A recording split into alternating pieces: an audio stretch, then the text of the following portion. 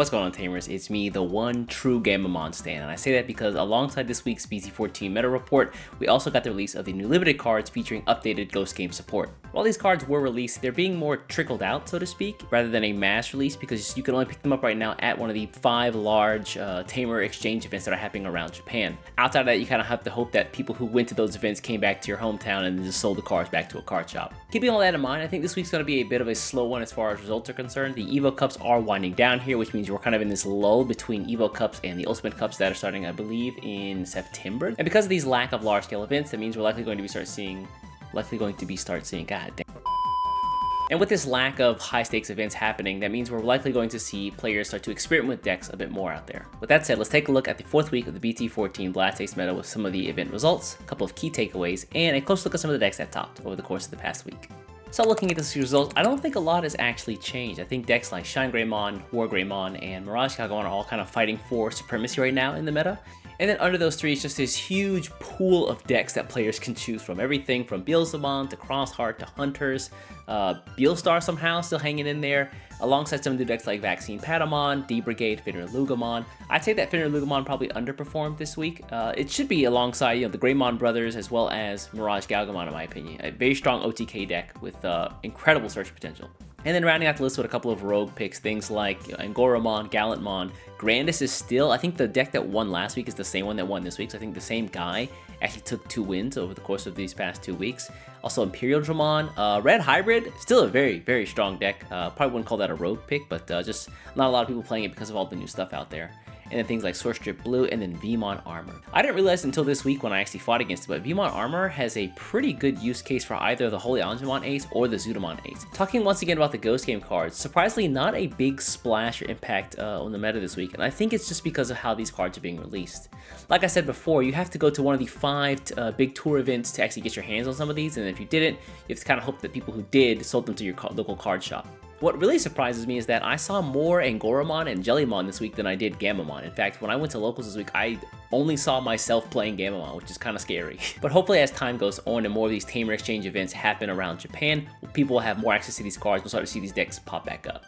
So taking a closer peek at some of the decks, the first one I want to show off is going to be an updated version of Beelstar. This one takes a more heavy-handed approach to trashing cards very quickly with the use of the new Digimon cards you see up in the top right here. Now keep in mind, Digimon on play and I believe on attack, you trash 3 cards on the top of your deck, but he's kind of expensive at 7 play cost and 3 evolve cost. What is cool about him though is that he does have more staying potential than other level 4s because he gets stronger as you have more cards in trash. For every 3 cards you get plus 1000 DP on your turns.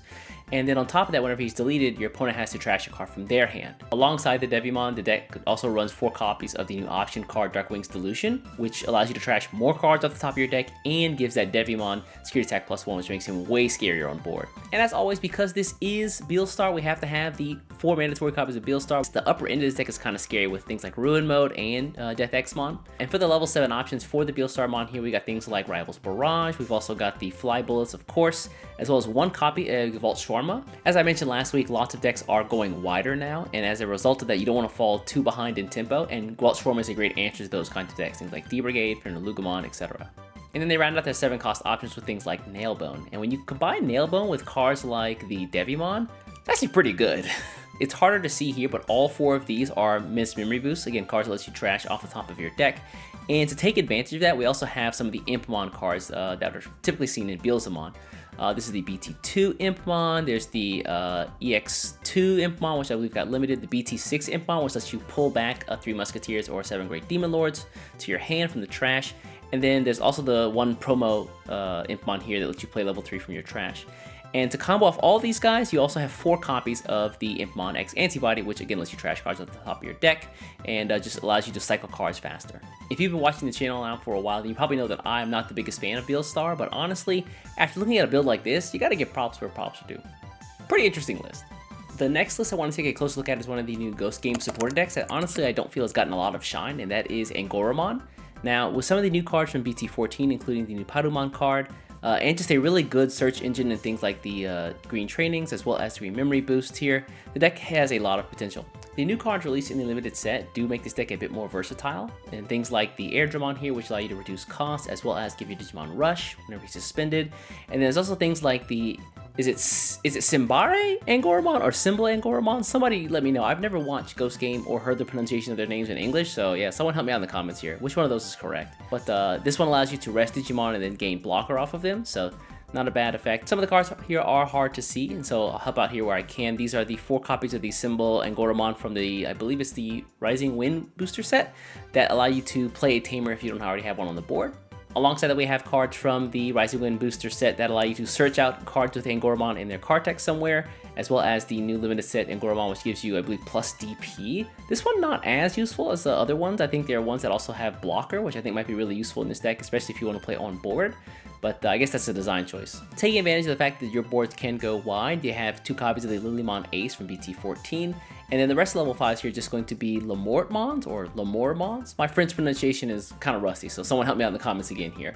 But 2 copies of the new Lamortmon from the limited set, which has on play and on evolve effects, which allow you to stun your opponent's Digimon and then, or rest them and then stun them the following turn. And this combos really well with the all-new Rabbitmon Ace card. The Rabbitmon Ace effect doesn't seem super powerful at first glance, but when you take into account what the rest of the deck does whenever the cards are played or on board, it gets actually pretty strong. On Digivolve, he's going to allow you to rest one of your opponent's Digimon, and then if they don't have any unsuspended Digimon, you're going to gain some memory out of it. Alongside that, you're also going to be able to play down a Digimon with Angoramon in its card text somewhere. Now I say that means that you can play anything that has Angoramon in its text. If you had it in hand, you could play one of the Rabbitmons down here as a big blocker on the board. Keep in mind that the card played down by the Rabbitmon Ace does have to go back to your hand at the end of the turn, so there's something to think about as well. It's not going to be able to stay there forever. And so once you've hampered your opponent to the point where it's hard for them to play cards down or to keep cards unsuspended, then to really take control of the game, you can drop the Quartzmon on your Rabbitmon to really seal the deal. So if you're looking for a deck that is something outside of the Bloom Quartz or like the plant archetype decks that's green, then Angoramon is definitely worth a shot. And the last list we're going to take a look at is going to be a version of SecCon, or Security Control, that also has the added bonus of having every color in the game in it. Also, I know this is probably going to be asked in the comments, but unfortunately I do not have the splits for this deck, so apologies there. But shout out to my friend Javi, who actually ran up against this deck at our locals last week, I believe it was, and he explained to me kind of how it works. The game plan here is like most SecCon, just lots of annoying cards and security, things like the Geogreymon, the Cordramon, things like the Gatekeeper, Omnimon Zwart Defeat, who we haven't seen in a while, and there's just a bunch of option cards that are also really nasty. Things like X Program, Dramatic Retreat, Holy Wave, I believe it is, Gaia Reactor, lots of things here, as well as the Tamers at the same time. And as far as the game plan is concerned, on board is you want to get a Black Rabbitmon down as soon as possible, because Black Rabbitmon has Alliance, and it also has the Digivolve, one of the most powerful effects in the game right now. And because you run Mother D Reaper, and Mother D Reaper is nigh untouchable by most decks, you can Black Rabbitmon's Alliance effects to gain plus 15,000 DP and security attack plus 1, and just make these 23,000 chunks in your opponent's security for 2 hits. From there, if things start to become dire on the board, or you need to stall a bit longer, then the Black Seraphimon is the way to go, being able to de-Digivolve on every swing your opponent makes, as well as recovery whenever he's destroyed. Part of me wishes that there was a really good level 4 yellow card or yellow Digimon that had a security effect. That way you could like pop it off security and then have the threat of the Holy Digimon Ace immediately on board. But maybe that's too nasty for the game right now. Yeah, unfortunately I'm not too familiar with this deck. I have never come across it, I've never actually played against it, and I've never built it myself. So that's the limited knowledge I can give on the deck based off of what I was told. But yeah, if you guys are interested in security control, and I know you folks have been asking the past week in the comments about security control, here's an interesting list to look at. And so that's going to wrap it up for the 4th week of the BT14 Blast Ace meta report for Japan and the rest of Asia. Again, not much is happening. I think that the top decks have kind of shown themselves, and then there's just this huge pool in the middle of decks that are also viable. And yeah, hopefully within the next couple of weeks, as the new Ghost Game cards and Ghost Game support trickle out to more and more players, then we'll start to see some of those decks introduced into the meta in a bigger way. But until then, thanks for watching. I'm going to get out of here. Before you get out of here, do me a favor, hit the subscribe button, and I'll catch you in the next one. Take care.